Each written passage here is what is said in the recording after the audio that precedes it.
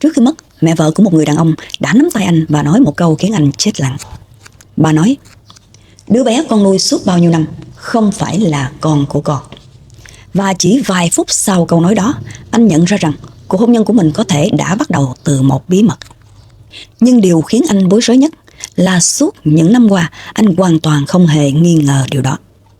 Bảo sang Mỹ khi mới 23 tuổi. Giống như nhiều sinh viên Việt Nam khác, anh mang theo một chiếc vali nhỏ và rất nhiều hy vọng. Những năm đầu ở Mỹ không hề dễ dàng. Ban ngày Bảo đi học, buổi tối anh làm thêm trong một nhà hàng Việt. Có những hôm làm đến khuya mới về đến căn phòng thuê nhỏ. Nhưng Bảo luôn tự nhủ với mình một điều: chỉ cần cố gắng thêm vài năm nữa, cuộc sống sẽ ổn định hơn. Sau khi tốt nghiệp, Bảo ở lại Mỹ làm việc. Cuộc sống dần ổn định hơn. Chính vào thời điểm đó, một người bạn trong cộng đồng người Việt giới thiệu Bảo với một cô gái. Người bạn nói: "Gia đình cô ấy rất tử tế, sống ở Mỹ lâu năm rồi. Nếu cậu muốn tìm người nghiêm túc, tôi nghĩ hai người nên gặp nhau." Cô gái đó tên là Liên. Gia đình Liên là một gia đình Việt kiều đã sống ở Mỹ hơn 30 năm. Rất truyền thống, rất kính tiếng. Lần đầu Bảo gặp Liên là trong một buổi ăn nhỏ do người bạn đó sắp xếp. Ấn tượng đầu tiên của Bảo về Liên là cô nói chuyện rất nhẹ nhàng, không phải kiểu người quá sôi nổi, cũng không thích gây chú ý. Nhưng ở Liên có một sự điềm tĩnh khá đặc biệt, giống như một người đã quen với việc giữ mọi chuyện trong lòng. Sau buổi gặp đầu tiên, hai người tiếp tục gặp nhau vài lần. Đi ăn tối, uống cà phê, đi dạo trong công viên gần nhà. Những cuộc gặp gỡ rất bình thường, nhưng Bảo dần nhận ra một điều: Liên là một người rất kín đáo. Cô ít khi nói về quá khứ của mình. Nếu Bảo hỏi chuyện gia đình, cô chỉ trả lời ngắn gọn, không bao giờ kể quá nhiều. Nhưng Bảo cũng không nghĩ nhiều về điều đó. Anh nghĩ mỗi người đều có những chuyện riêng tư.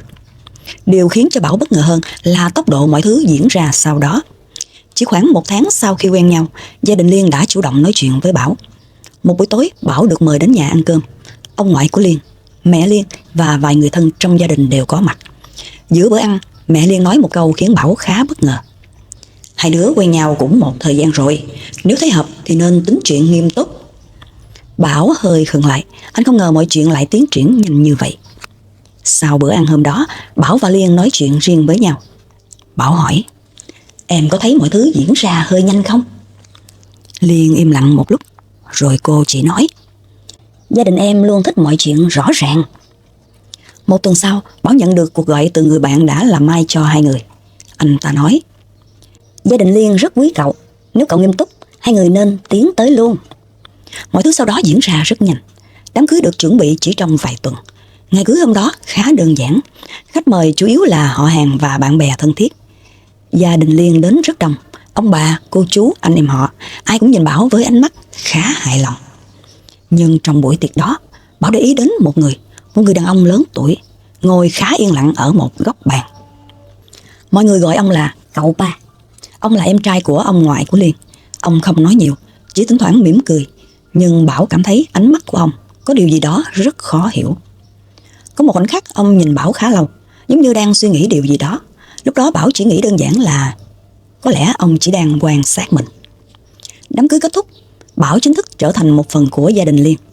Anh nghĩ rằng cuộc sống của mình từ đây sẽ giống như rất nhiều gia đình bình thường khác. Một công việc ổn định, một mái nhà, một cuộc hôn nhân yên ổn. Vài tháng sau đám cưới, một chuyện xảy ra khiến Bảo cảm thấy mình thực sự đã trở thành một người đàn ông của gia đình. Đó là ngày Liên sinh con. Bảo vẫn nhớ rất rõ khi anh lần đầu bế đứa bé trên tay. Anh nhìn con bé và nói một câu rất tự nhiên: "Con gái của bà." Khoảnh khắc đó, Bảo hoàn toàn tin rằng cuộc đời mình vừa bước sang một chương mới. Anh không hề biết rằng nhiều năm sau, chính đứa bé này sẽ trở thành trung tâm của một sự thật khiến anh không biết phải đối diện như thế nào. Sau khi bé An ra đời, cuộc sống của Bảo thay đổi hoàn toàn.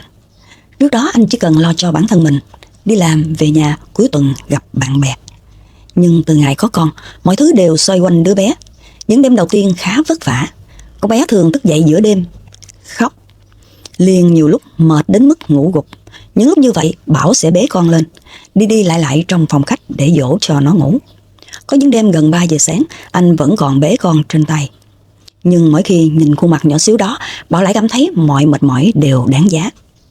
Anh bắt đầu quen với việc sáng đưa con đi nhà trẻ, chiều đón con về, cuối tuần đưa con đi công viên. Trong lòng Bảo, An luôn là con gái của anh. Gia đình Liên cũng rất thương con bé. Ông ngoại thường mua đồ chơi cho nó. Mẹ Liên hay nấu những món ăn đặc biệt mỗi khi An đến nhà. Mỗi cuối tuần cả gia đình vẫn tụ họp ăn cơm như trước. Những buổi ăn như vậy lúc nào cũng đông. Trẻ con chạy khắp nhà, người lớn ngồi nói chuyện. Bảo dần dần cảm thấy mình thật sự đã trở thành một phần của gia đình này. Nhưng trong những buổi tụ họp đó, có một người mà Bảo vẫn luôn chú ý. Đó là cậu ba. Cậu ba vẫn giống như ngày Bảo gặp ông lần đầu. Ít nói, thường ngồi yên lặng ở một góc. Nhưng Bảo nhận ra một điều. Mỗi lần con bé An chạy ngang qua, cậu ba luôn nhìn nó rất lâu. Không phải kiểu nhìn bình thường, mà giống như một người đang nhìn một điều gì đó rất quen thuộc. Có một lần Bảo nhớ rất rõ, con bé An chạy lại gần cậu ba. Ông ba bế con. Cậu ba cười, ông bế con bé lên. Nhưng ngay lúc đó, ông ngoại của Liên nói một câu khá bất ngờ. Để nó xuống. Căn phòng bỗng im lặng vài giây. Cậu ba khựng lại một chút, rồi đặt con bé xuống. Không ai nói thêm gì nữa. Bảo lúc đó cũng không hỏi. Anh nghĩ có lẽ đó chỉ là chuyện riêng của gia đình. Nhưng sau này khi nhớ lại, Bảo mới nhận ra khoảnh khắc đó có điều gì đó rất lạ. Thời gian trôi qua rất nhanh. An bắt đầu đi học. Bảo thường ngồi cùng con bé vào buổi tối để dạy cho nó làm bài tập. Có những lúc con bé làm sai, nó nhìn Bảo bằng ánh mắt rất tội nghiệp. Ba ơi, con làm lại được không? Bảo chỉ cười. Được chứ. Những khoảnh khắc đó khiến Bảo cảm thấy mình thật sự may mắn. Anh có một gia đình, một công việc ổn định, một đứa con gái ngoan ngoãn. Nếu có ai đó hỏi Bảo lúc đó rằng anh có nghi ngờ điều gì trong cuộc sống của mình không? Có lẽ anh sẽ trả lời là không. Nhưng có một điều mà Bảo không biết.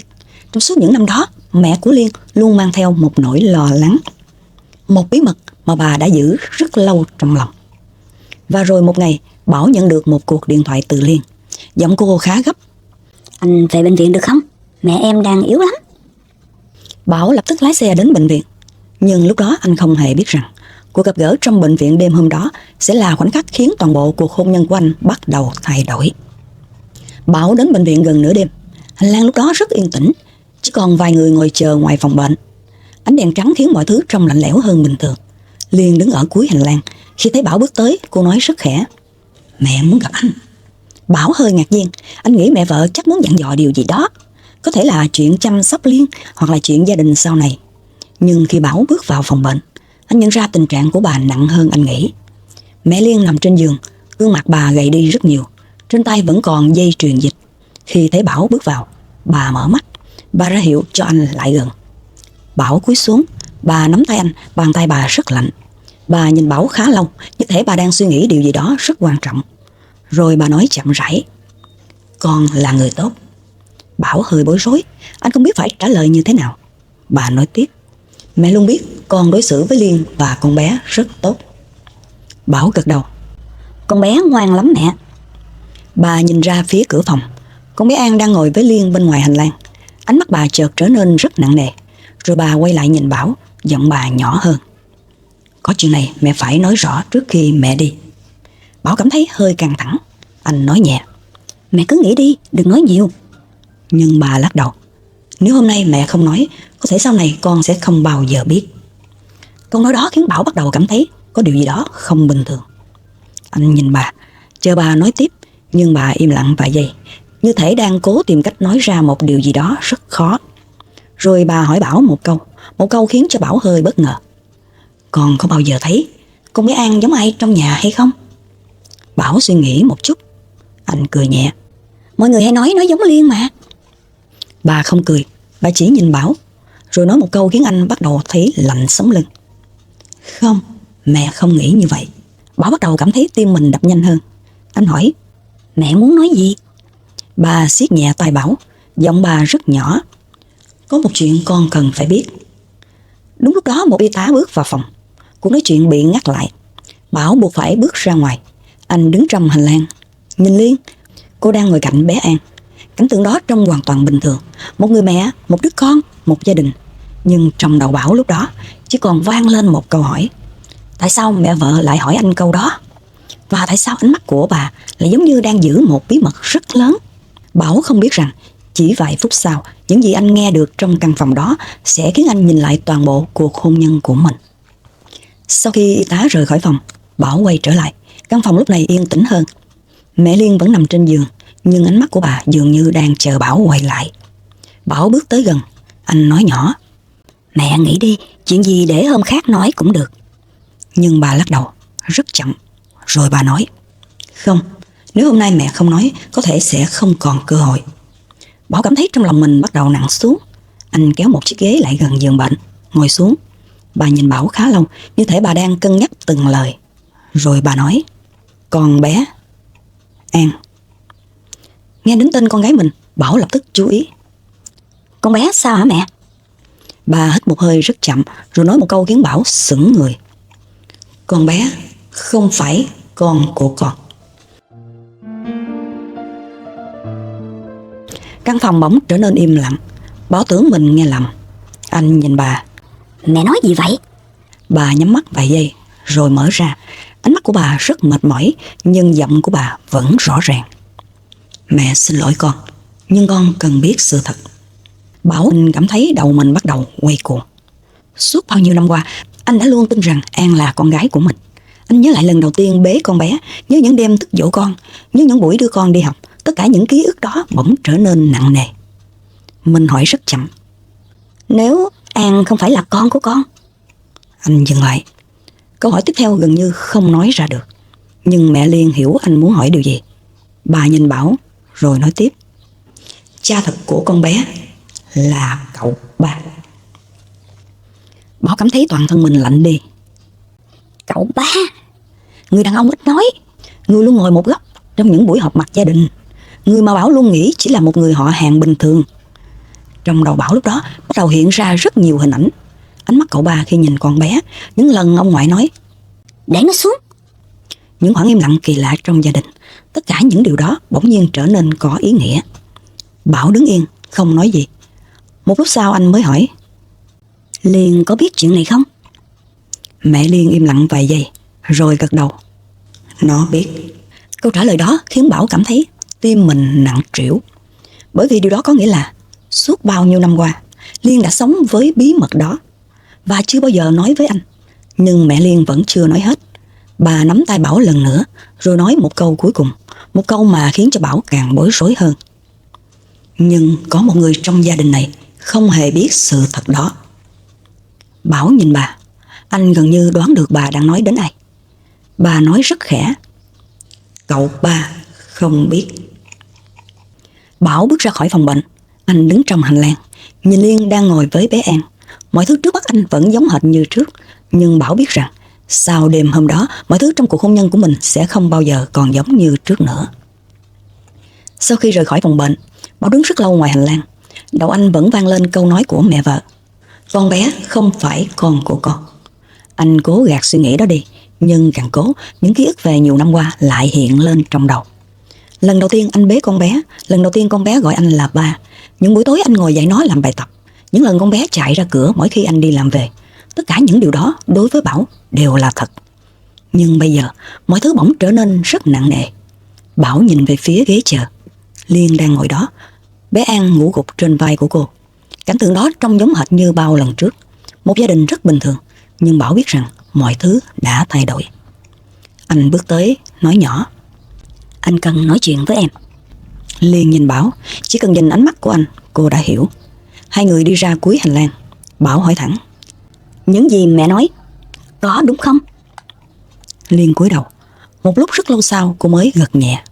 Bảo cảm thấy trong lòng mình nặng xuống. Anh hỏi tiếp: "Tại sao em chưa bao giờ nói với anh?" Liên khóc: Em sợ nếu nói ra em sẽ mất anh." Bảo không nói gì. Anh hiểu nỗi sợ đó. Nhưng anh vẫn còn một câu hỏi. Một câu hỏi khiến anh không biết phải đối diện như thế nào. "Cậu ba có biết không?" Liên lắc đầu: "Không, ông ấy không hề biết." Câu trả lời đó khiến Bảo đứng lặng.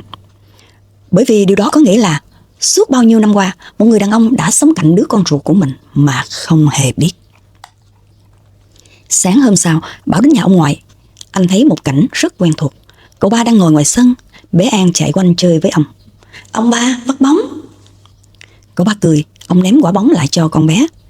Khoảnh khắc đó trông họ giống như một ông và cháu bình thường. Nhưng Bảo đứng nhìn rất lâu. Anh bắt đầu nhận ra một điều: nụ cười của con bé, cách nó nheo mắt khi cười, thậm chí cách nó nghiêng đầu, tất cả đều giống cậu ba, một cách kỳ lạ. Cậu ba nhìn thấy Bảo, ông cười nhẹ.